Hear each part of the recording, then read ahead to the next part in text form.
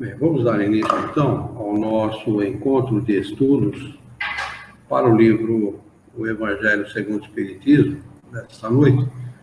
Hoje é dia 17 de dezembro de 2015, uma quinta-feira, 34 graus na cidade de Jaú.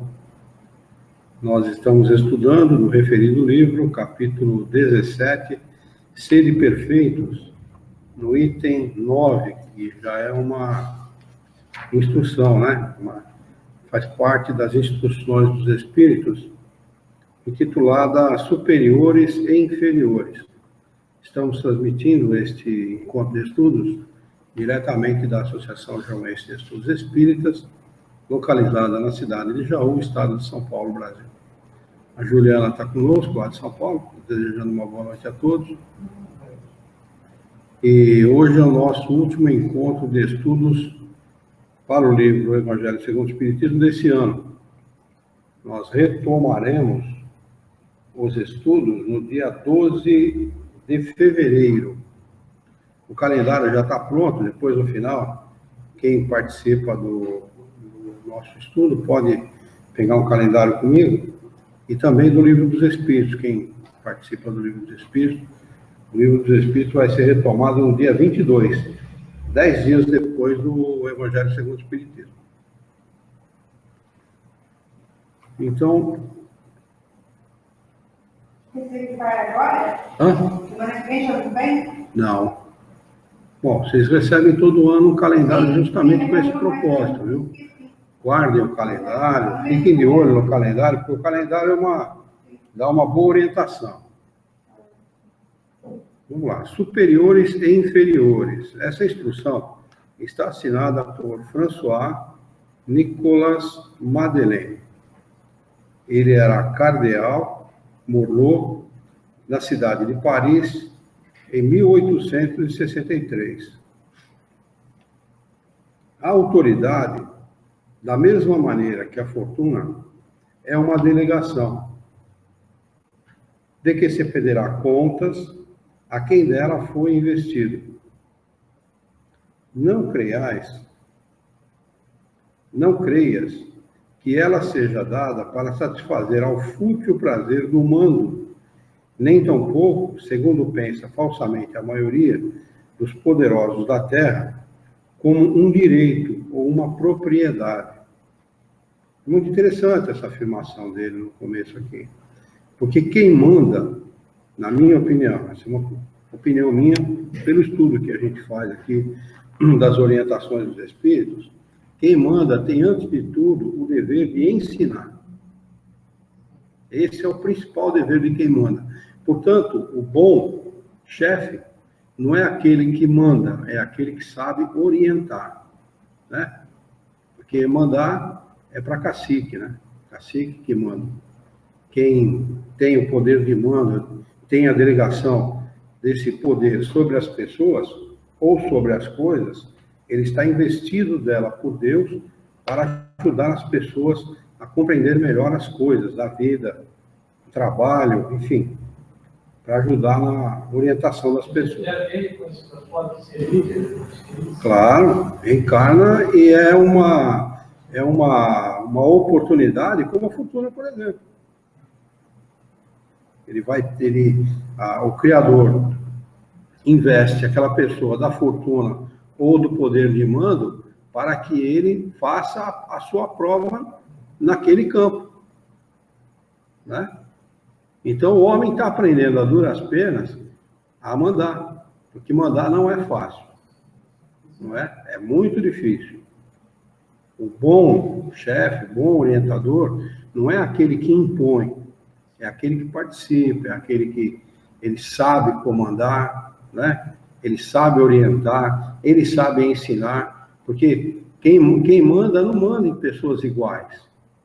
As pessoas são diferentes entre si. Às vezes ela pode ter facilidade em comandar uma pessoa e ter dificuldade em comandar outras 9, se o grupo dela for de 10, por exemplo, né? Então aí é onde entra uma série de fatores que ele tem como qualidade e que precisa aprender a exercer.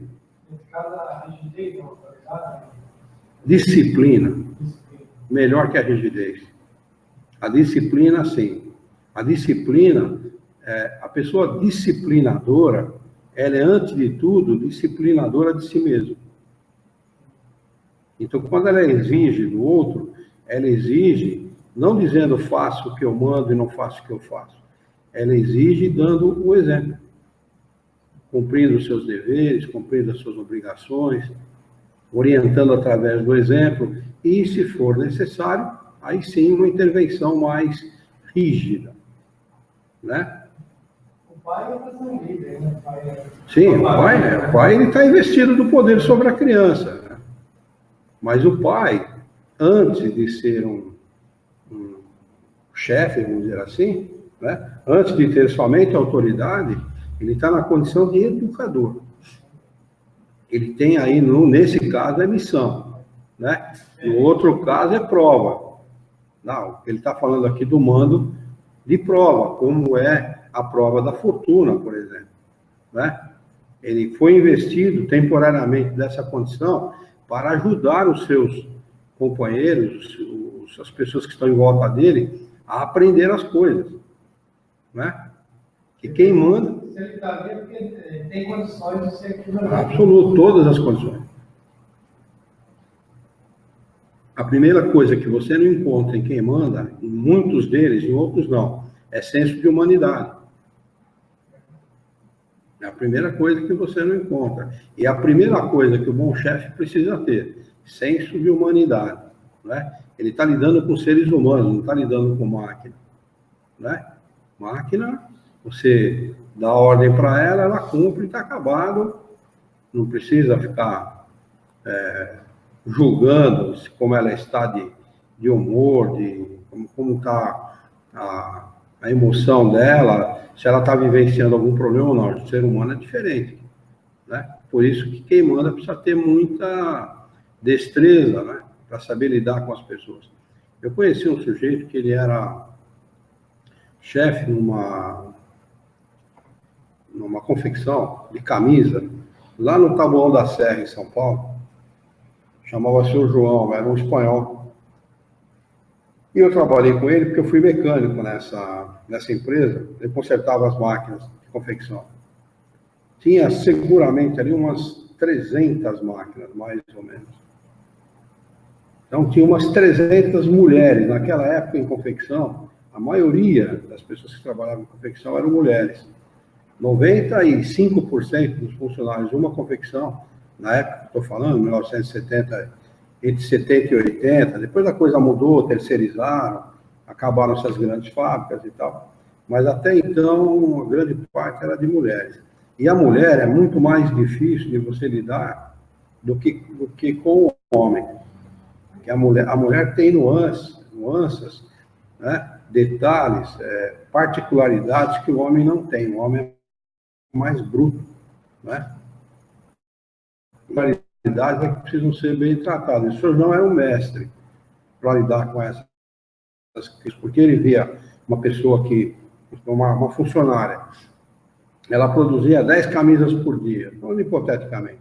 E ela passava a produzir 9, ele pegava, mandava ela parar, pedia que ela viesse até a sala dele, fechava a sala, ficava lá só ele e ela, e ele conversava com ela como se estivesse conversando com a filha dele. O que está acontecendo com você? Você está precisando de alguma coisa? Você está descontente com alguma coisa? Tratava, os donos eram judeus.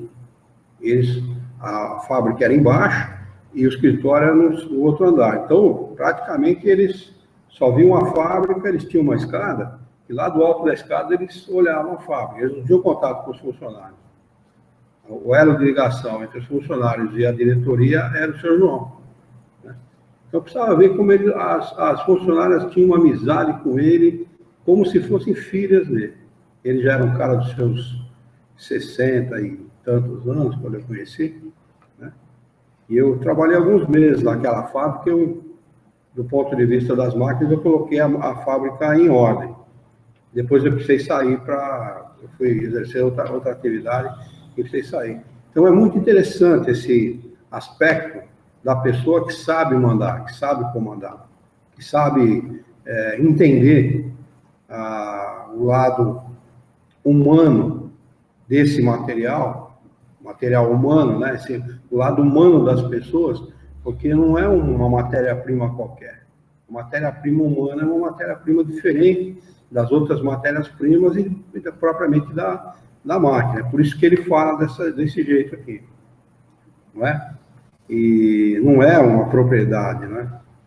Ele diz aqui, olha, segundo pensa falsamente a maioria dos poderosos da terra, como um direito ou uma propriedade. Não é nenhuma coisa nem outra.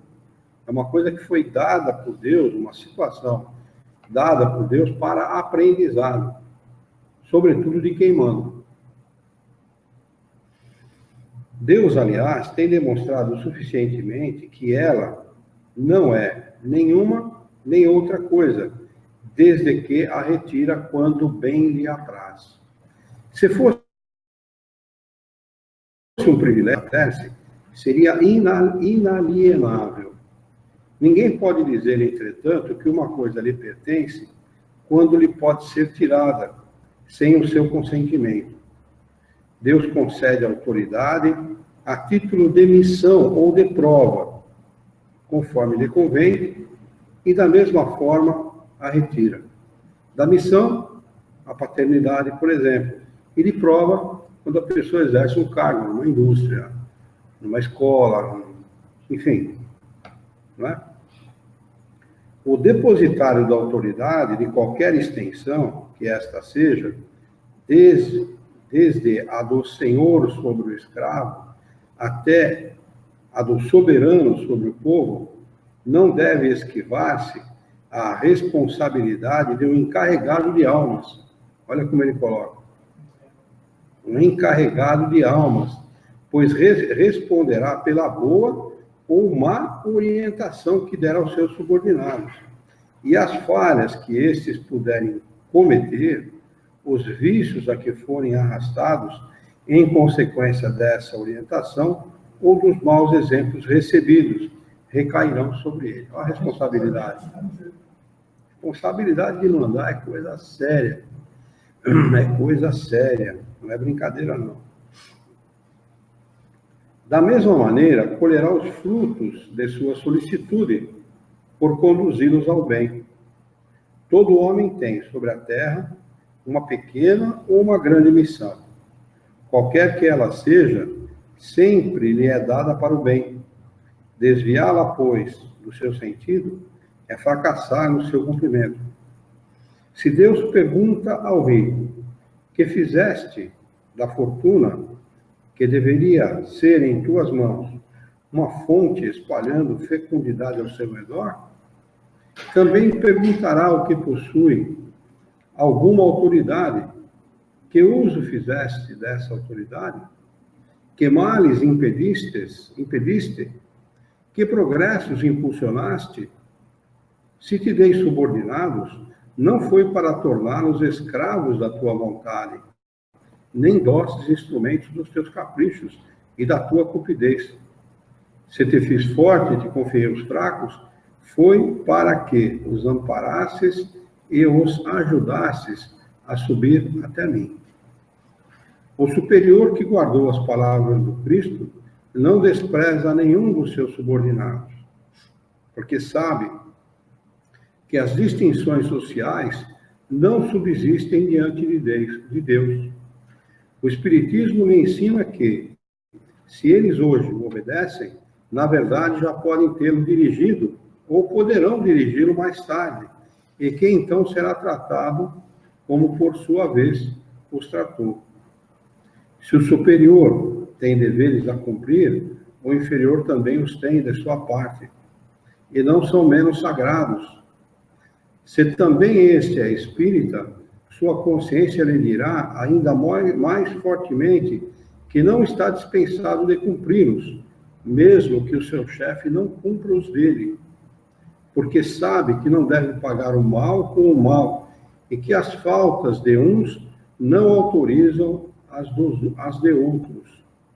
Se sofre na sua posição, dirá que, sem dúvida, o mereceu, porque ele mesmo talvez tenha abusado outrora de sua autoridade, devendo agora sentir os inconvenientes do que fez os outros sofrerem.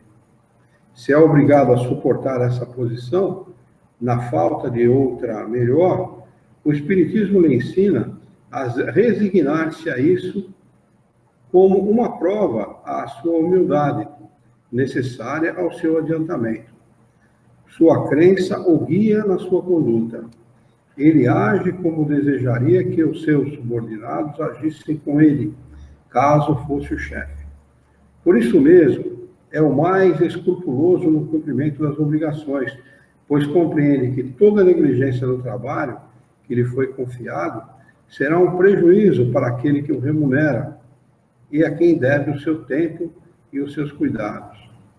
Numa palavra, ele é guiado pelo sentimento do dever que a sua fé lhe infunde e a certeza de que todo desvio do caminho reto será uma dívida que terá de pagar mais cedo ou mais tarde.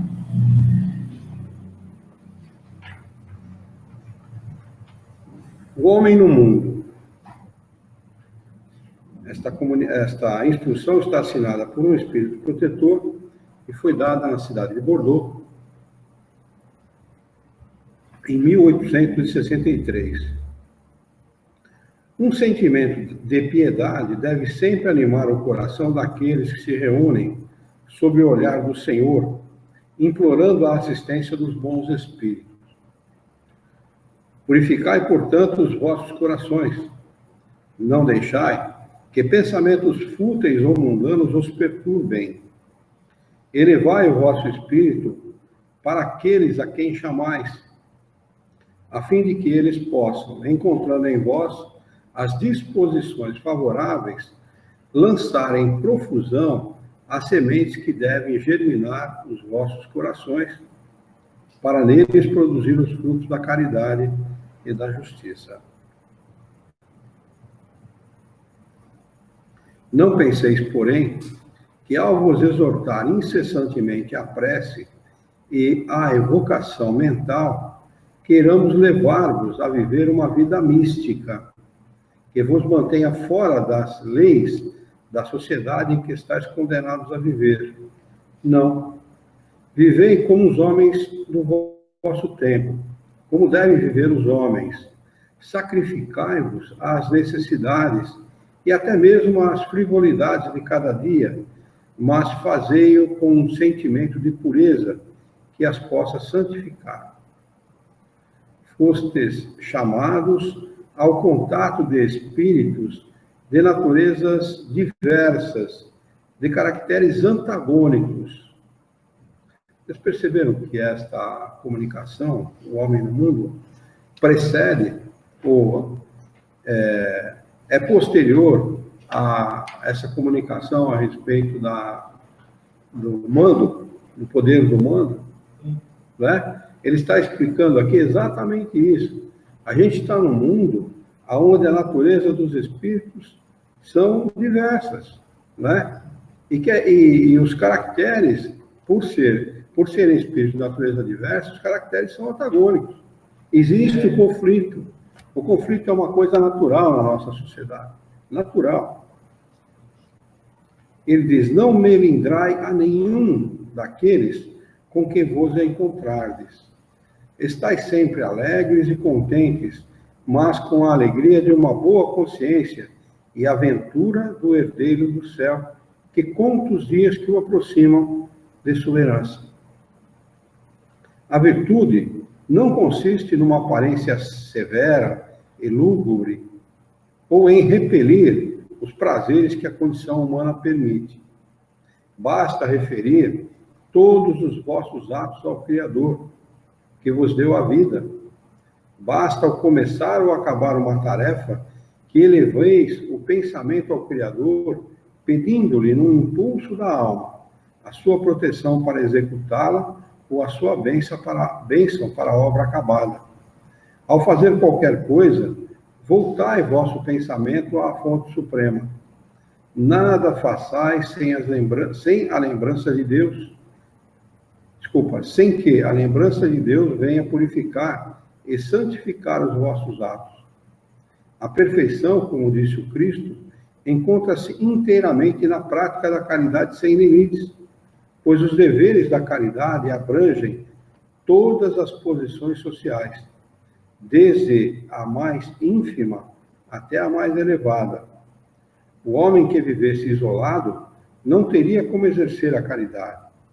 Somente no contato com os semelhantes, nas lutas mais penosas, ele encontra a ocasião de praticá-la. Aquele que se isola, portanto, priva-se voluntariamente do mais poderoso meio de perfeição. Só tendo de pensar em si, sua vida é a de um egoísta. Não imagineis, portanto, que para viver em constante comunicação conosco, para viver sob o olhar do Senhor, seja preciso entregar-se ao silício e cobrir-se de cinzas. Não. Não, ainda uma vez não. Sede felizes no quadro das necessidades humanas, mas que na vossa felicidade não entre jamais um pensamento ou um ato que possa ofender a Deus ou fazer que se vele a face dos que vos amam e vos dirigem.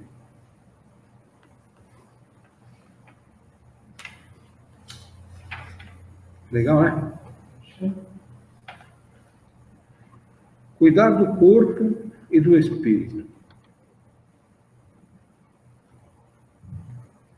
Esta instrução está assinada por Georges, espírito protetor, foi dada na cidade de Paris em 1863. Consistirá a perfeição espiritual na maceração do corpo? Para resolver esta questão, apoio-me em princípios elementares e começo por demonstrar a necessidade de cuidar do corpo que, segundo as alternativas de saúde e doença, influi sobre a alma de maneira muito importante, pois temos de considerá-la como prisioneira na carne. Para que esta prisioneira possa viver, movimentar-se e até mesmo conceber a ilusão da liberdade, o corpo deve estar são, disposto e vigoroso. Estabeleçamos uma comparação. Eis que ambos se encontram em perfeito estado. O que devem fazer para manter o equilíbrio entre as suas aptidões e as suas necessidades tão diferentes? Interessante essa afirmação dele, né? O espírito e o corpo são duas coisas distintas, mas quando encarnados são a mesma coisa, ou estão na mesma situação. E têm aptidões e necessidades totalmente diferentes um do outro. O corpo ele tem que ser visto por nós como uma ferramenta. Como é, por exemplo, essa reguinha aqui, ó. A mesma coisa. Não tem diferença. Se a gente não cuidar da reguinha, o que acontece? Ela não vai poder mais ser utilizada por nós para fazer um traço perfeito ou para medir alguma coisa. Né? O corpo é a mesma coisa. Não tem diferença nenhuma. Ele é apenas uma ferramenta. Ele sente o desejo do corpo, né? O corpo, ele influi, mandando sensações para o espírito que aceita ou não aquelas sugestões. Tem muita gente que se dobra às sensações do corpo, procurando satisfazer todas essas sensações e acaba subvertendo os valores, permitindo que o corpo se sobreponha ao espírito, quando deve ser o inverso. Um vício, né? O espírito cedeu ao corpo. Qualquer tipo de vício ou comportamento vicioso, não é? Ele cede, porque a maioria das pessoas entende, quer dizer, muitas vezes nem leva em consideração o espírito, mas se pensam alguma coisa a esse respeito, eles não consideram o corpo como uma coisa à parte. Consideram como o principal. Tem gente que faz ginástica o dia inteiro, é musculoso e tal, é forte e tal, mas é vazio, uma pessoa vazia, não tem...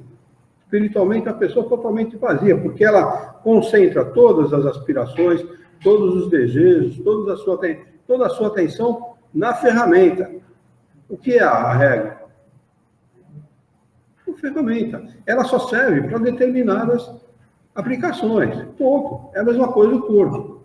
Cuidar do corpo é cuidar da saúde, cara. Cuidar da saúde, do equilíbrio, né? Você não pode apenas e tão somente ter um corpo sadio. Porque um corpo sadio, por si só, isoladamente, ele não significa equilíbrio. O ditado diz, mente sã em corpo são, não é? Mas o que é a mente?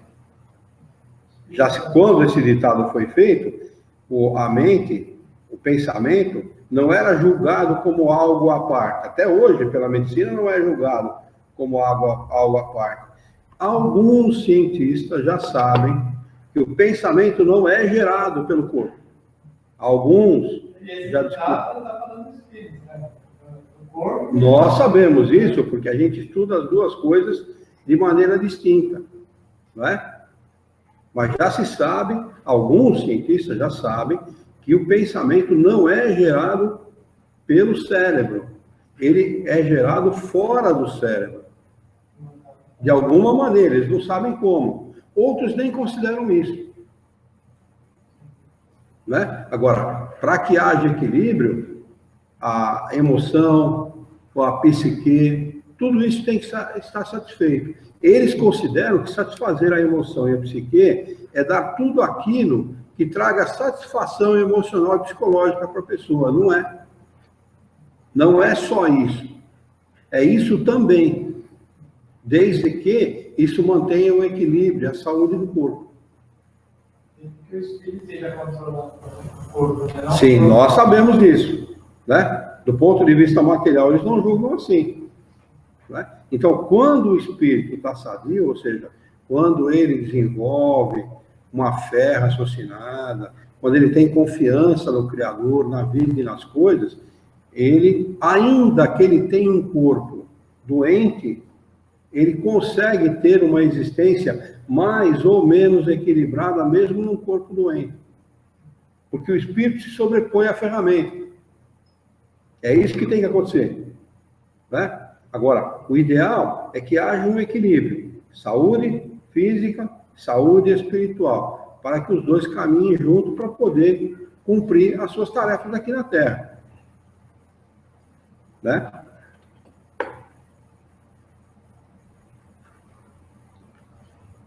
Ele diz isso assim, o embate entre eles parece inevitável. É difícil chegar-se ao segredo do equilíbrio. É o espírito falando, hein? É um espírito falando. Porque, como as aptidões e as necessidades são distintas, o que é necessário para o corpo não é necessário para o espírito. E o que é necessário para o espírito não é necessário para o corpo. Então, fica um puxando para um lado e outro puxando para o outro. Se ele se dobra, se ele aceita as sugestões e a imposição do corpo, o espírito sofre. Se o espírito, somente o espírito se impõe e deseja somente viver a vida espiritual e as coisas espirituais, o corpo sofre.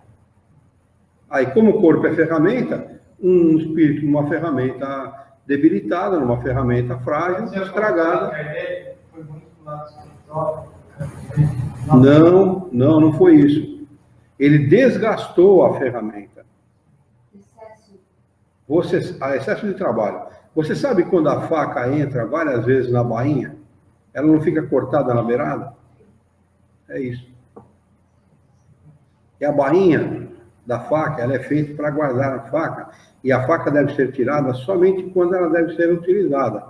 Agora, se põe e tira, muitas vezes ao longo do dia, a bainha fica cortada, desgastada. Foi isso que aconteceu com o corpo dele. A ferramenta se desgastou antes do momento apropriado, pelo uso. Ele usou excessivamente o corpo. Ele precisava completar essa tarefa antes do desencarne. Ele, quando ele se aproxima da doutrina espírita, ele está com 50 anos de idade.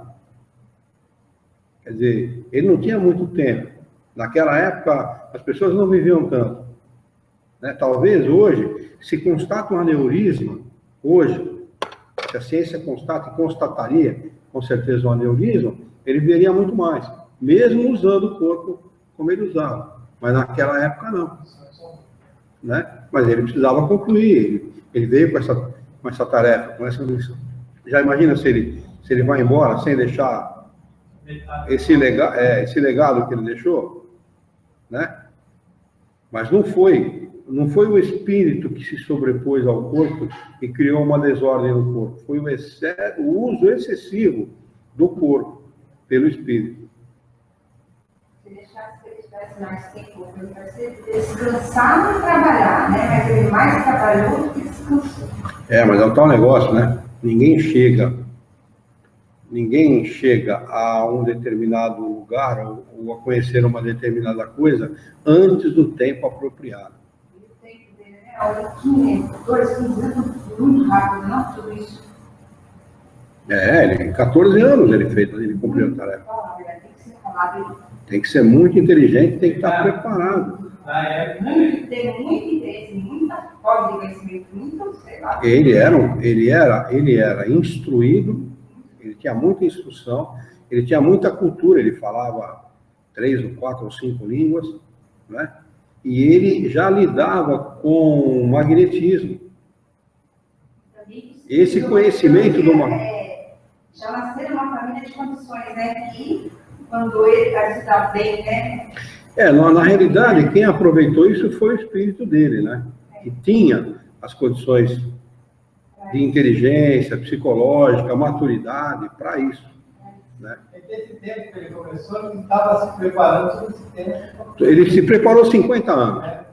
Foi 50 anos de preparação, conhecendo o magnetismo, inclusive, que ajudou muito ele na elaboração das leis, né, que regem o espírito, das leis espirituais. Ele não estaria maduro para o conhecimento, né?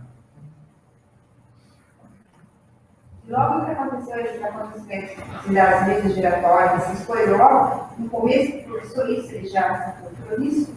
Não, demorou bastante tempo. Bastante tempo. Isso era brincadeira de salão na França daquela época. Ele demorou bastante para chegar. Ele foi convidado, então foi uma boa. Era considerado as coisas que aconteciam nos salões. O salão era assim: a pessoa tinha um lugar na casa que era feito para receber. Lembra que as salas das casas antigas eram muito grandes? Muito, porque a afluência de pessoas, a reunião, era com um número muito grande de pessoas. Isso era chamado um salão. Tá? Então, tinha na Paris daquela época vários salões famosos que eram frequentados pelas autoridades, pelos ricos, pelas proeminências da época e tal, entendeu? E começaram como isso, houve uma invasão dos espíritos naquela época na Terra, eles invadiram mesmo para produzir bastante fenômeno para chamar a atenção. Isso começaram a surgir médiuns. A pessoa não sabia o que era, né? Mas começaram a surgir médiuns em tudo quanto era lugar, que colocava a mão na beirada da mesa, e a mesa não era uma mesa giratória. O nome era certo, era mesa girante. Tá? Porque mesa giratória é aquela que tem aquele troço em cima. Então, colocava a mão na borda e a mesa... E eles achavam um fenômeno, no mínimo, curioso. Né? Então, acabou virando uma brincadeira de salão. E, normalmente, nos salões eram dados a futilidades. Não se faziam coisas sérias. Poucos salões se dedicavam a coisas sérias.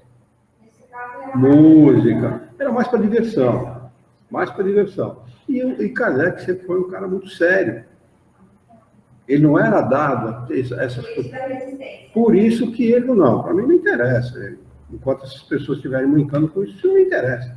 Ele queria outras coisas. O negócio dele era aprender, era se instruir e tal. Por isso que ele foi por esse caminho da instrução. Entendeu? De fazer a investigação e tal. Depois, quando ele tomou conhecimento. Não estava naquele meio de utilidade. Não, o negócio dele era ensinar. Ele teve escola onde pessoas carentes estudavam, não pagavam nada. Teve um instituto lá em Paris que orientava crianças carentes e tal. Ele era um cara dado a esse tipo de coisa. A esposa, a mesma coisa. Entendeu? Então, quando ele se aproxima do espiritismo, ele se aproxima porque um amigo no qual ele confiava falou para ele, ó, além delas girarem, elas também respondem às questões. Aí ele falou, opa, peraí, mesa não pensa. Cadeira, porque as cadeiras também ficavam no pé só e batiam. Sabe? No chão, pô, mesa não pensa, cadeira não pensa. Aí, esse efeito de responder demonstra que existe algo inteligente por trás disso. Que cadeira e mesa não tem inteligência. Então, eu quero saber qual é a causa. Isso pode ser efeito de um fluido qualquer que a gente não conhece, né? Pode ser o fato da reunião de muitas pessoas, pode ser eletricidade, por exemplo, fluido elétrico, né? Que a gente não conhece, pode ser. Isso explica, né? Como ele já tinha o estudo do magnetismo... O estudo do magnetismo ele levou para esse lado, entendeu? Mas aí, quando ele foi estudar, quando ele foi investigar, aí ele descobriu toda uma sociedade, vamos chamar assim, que era totalmente desconhecida naquela época, que é um mundo totalmente diferente, que é o mundo dos espíritos. Ele não criou nada disso, as coisas foram surgindo naturalmente com os estudos, com as pesquisas que ele foi fazendo. Os espíritos foram dando a resposta. Ele perguntou, quem são vocês? Ah, nós somos os espíritos. Ele perguntou e eles responderam que eles eram os espíritos. Né? Então, quer dizer, não foi uma coisa que ele pensou, que ele imaginou, que ele idealizou. Os espíritos aqui criaram. Por isso que o nome do livro é o Livro dos Espíritos. Né? Então, vamos lá. O embate entre eles parece inevitável e difícil de chegar-se ao segredo do equilíbrio. Dois sistemas se defrontam nesse caso. O dos ascetas, que desejam abater o corpo, e o dos materialistas, que querem diminuir a alma. Duas violências quase tão insensatas, uma quanto a outra. Ao lado dessas duas correntes, fervilha a multidão dos indiferentes, que sem convicção, nem paixão, amam com tibieza e gozam com parcimônia. Onde pôs a sabedoria? Onde pôs a ciência de viver? Em parte alguma. E esse grande problema ficaria inteiramente por resolver se o Espiritismo não viesse em auxílio dos pesquisadores para demonstrar-lhes as relações existentes entre o corpo e a alma e dizer-lhes que, desde que são reciprocamente necessários, é indispensável cuidar de ambos. Amai, pois, a vossa alma, mas cuidai também do corpo, instrumento da alma. Desconhecer as necessidades que lhes são peculiares, por força da própria natureza, é desconhecer as leis de Deus. Não o castigueis pelas faltas que o vosso livre-arbítrio o fez cometer, e pelas quais ele é tão responsável como o cavalo mal dirigido é pelos acidentes que causa. Olha como é que eles colocam o corpo. Olha como é que eles definem o corpo. O corpo é um instrumento, gente. As pessoas têm que se conscientizar disso. É apenas um instrumento que nós devemos amar, que nós devemos cuidar, mas é um instrumento que, mal dirigido, pode causar acidentes que ele não tem culpa nenhuma, como o cavalo mal dirigido não tem culpa pelo acidente que causa. Quanta gente não passa uma vida inteira usando cigarro, por exemplo, chega no final da vida e se arrepende amargamente. Se eu soubesse a consequência, jamais eu usaria. Quanta gente, eu ouvi isso dezenas de vezes. E quando está já numa fase adiantada da doença, o médico manda largar. Mas aí já foi o tempo, né? Eu estava vendo, uma mulher que vai conhecer São Silvestre, ela largar o cigarro, ela teve que perder os dois peitos. Tirar. Extrair os dois seios. E hoje corre a São Silvestre. Totalmente diferente. Mas olha, eu já ouvi falar por um espírito que tem gente que precisa de 2, 3, 4 encarnações para largar o vício. Chega ao extremo do vício para poder depois deixar o vício. Será que eu larguei agora ou será que eu vou voltar no vício? Saber, né? Depende de você, não depende de ninguém. Tipo, eu sou reencarnada, será que eu vou voltar? Olha, a coisa funciona assim. O espírito é que determina o que ele quer para ele. O espírito é que determina. Você já viu gente que põe um cigarro na boca ou tenta colocar o cigarro na boca, não tem jeito, não vai, tosse, vomita, chega a vomitar até. É determinação do espírito. Ele pede para ter aquelas reações para não se aproximar. Não é brincadeira, não. O agente comete isso. Eles conseguem, né? A gente pede, se determina e eles concedem, é claro. Evidente. É assim que funciona. Quem determina a encarnação é o espírito. Não tem nenhum departamento reencarnatório. Isso não existe, isso é bobageira de romance. Quem determina o que você vai fazer ou deixar de fazer é você. Por isso que tem gente que encarna com determinação. Vai lá, vence, encara de frente, peita, enfrenta e vence. E tem outros que não sei, fica naquela, sabe, naquele meio, porque não está determinado. Entendeu? E a vida não é para quem não é determinado. Só vence o determinado. Eu vou e vou fazer. Pode perceber isso que eu estou falando. Você já tem uma certa experiência da vida, você sabe o que eu estou falando. E é assim. Se não se determinar, não vence. Porque ninguém vai fazer por você, por qualquer um de nós aqui, aquilo que é o nosso dever. Então a gente só vai melhorar, só vai progredir, só vai estar bem se determinar a conquistar. Vamos lá. Chamado arregaçar. Como? Chamado arregaçar. Não adianta. Não adianta. Milagre não existe. Se existisse, seria cômodo, né? Bom, vamos dar um jeito aí de alguém produzir um milagre para a gente, né? E está resolvida a parada. A gente não precisa fazer nada. Está tudo resolvido. Mas não é assim. Se você quiser progredir, se você quiser estar bem, dedique-se, esforce. Né? A cada um segundo as suas obras. Não foi o que Jesus falou?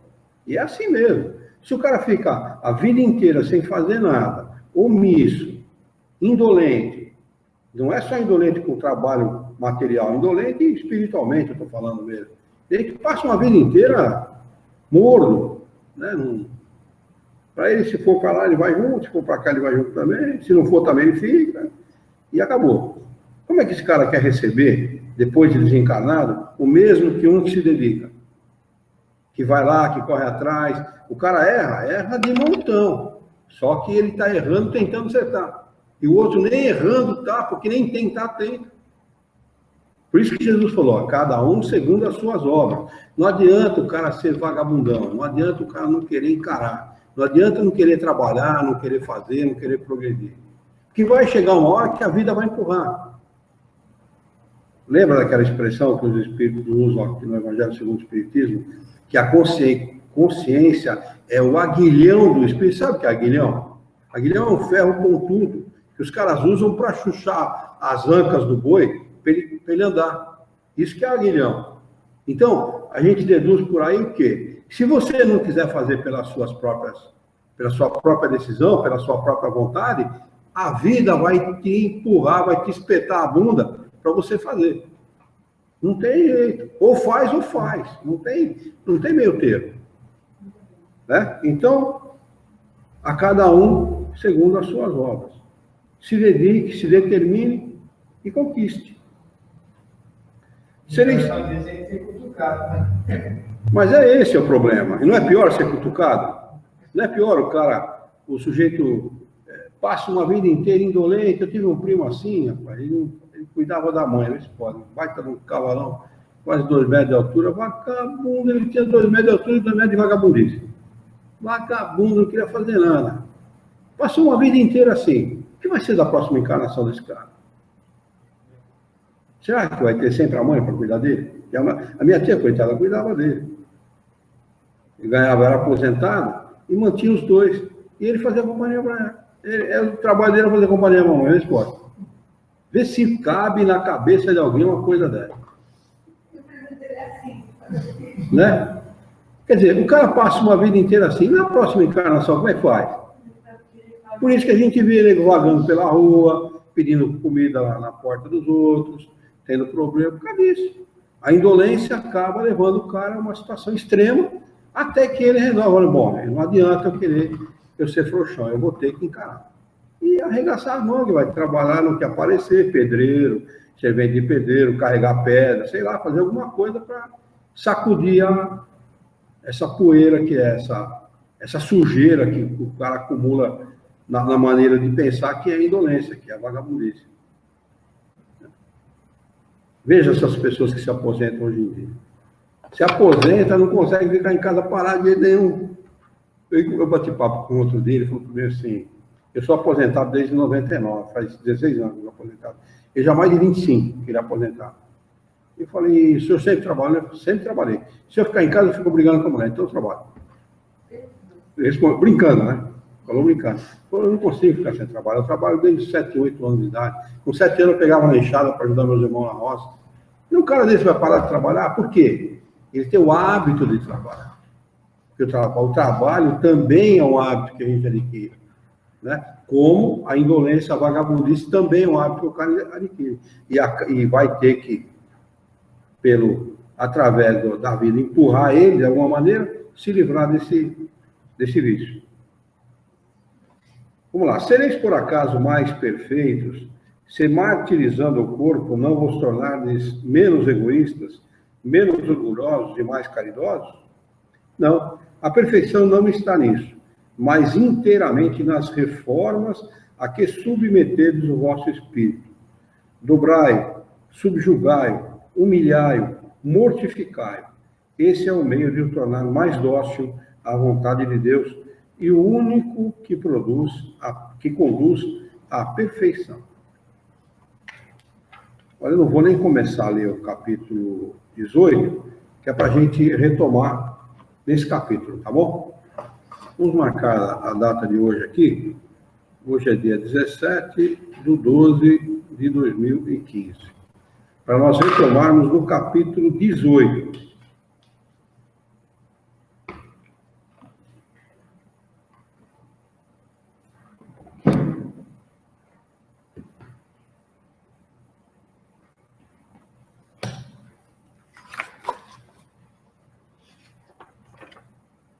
E a próxima segunda também é a última do Livro dos Espíritos.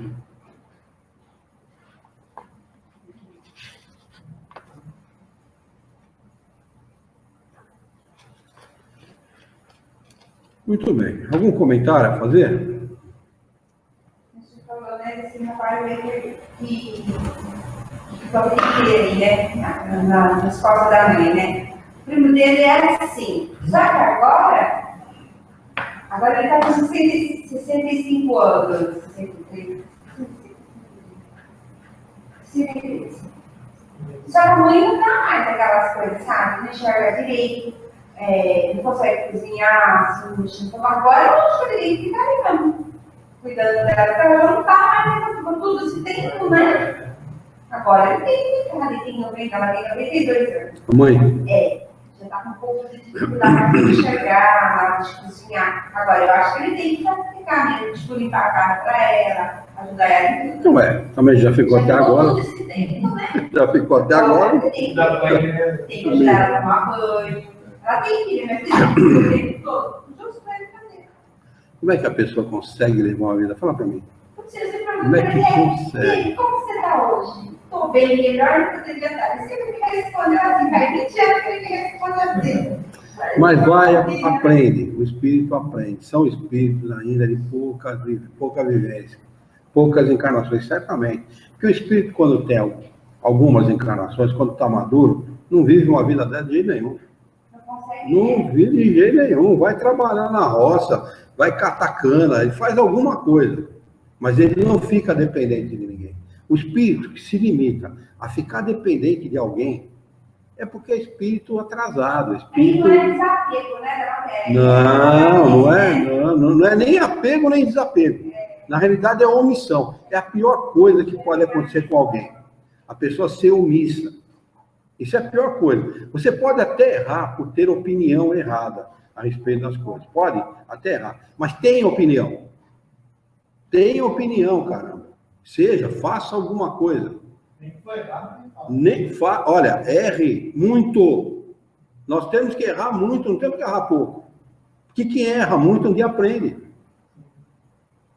Sabe? Nós não estamos aqui na Terra para cruzar os braços diante da vida, diante das dificuldades. Não estamos aqui para isso. Nós estamos aqui para enfrentar essas dificuldades que certamente nós criamos em outras encarnações. Essa pessoa que é omissa hoje, esse que é o caso que você está citando, o caso do meu primo, o caso de outros tantos que existem por aí, né? Na próxima encarnação, como é que você acha que esse pessoal vai encarnar? Ou trabalha, ou passa fome. Não vai ter ninguém para coitar o cara, não. Certeza. Por quê? Se nós entendermos a lei de progressão dos espíritos, o espírito tem que progredir, não tem? De alguma maneira, não tem? O que acontece depois que esses caras desencarnam? Vão ter seríssimas dificuldades. Seríssimas. Não são poucas dificuldades. Dificuldades seríssimas.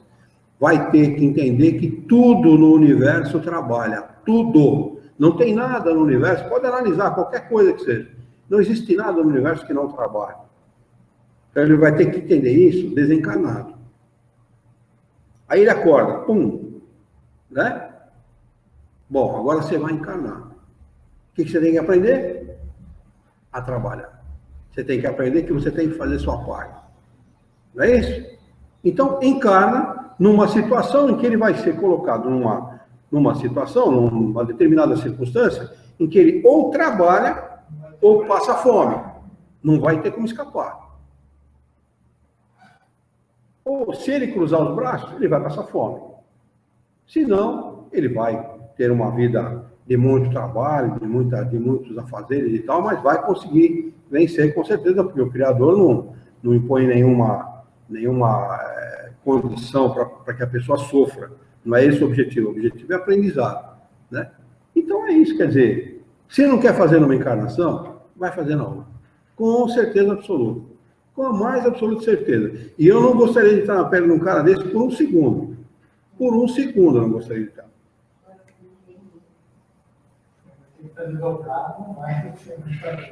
Tá é louco.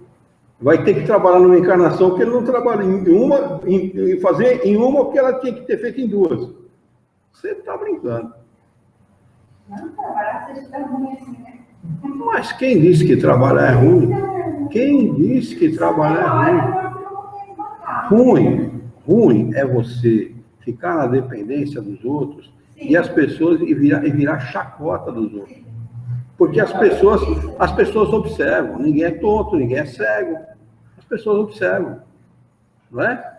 O cara acaba virando garganta, mentiroso, porque acaba contando mentira para todo mundo, né? Acaba querendo contar através da palavra aquilo que não é verdade, para poder ficar por cima, para poder não se humilhar, não se humilhar ou não ser humilhado. Esse tipo de coisa. Quer dizer, você está brincando. Não aceito uma situação dessa de jeito nenhum. Então, vamos lá, vamos fazer a nossa prece de encerramento? Antes de fazer a nossa prece, eu gostaria de agradecer a vocês por mais esse ano, viu? Obrigado por estarem conosco. A gente que agradece. Muito obrigado. Olha, para mim é oportunidade. Para mim é oportunidade, viu? Que vocês estejam conosco no ano que vem, né? Estejamos juntos no ano que vem. A Ju também.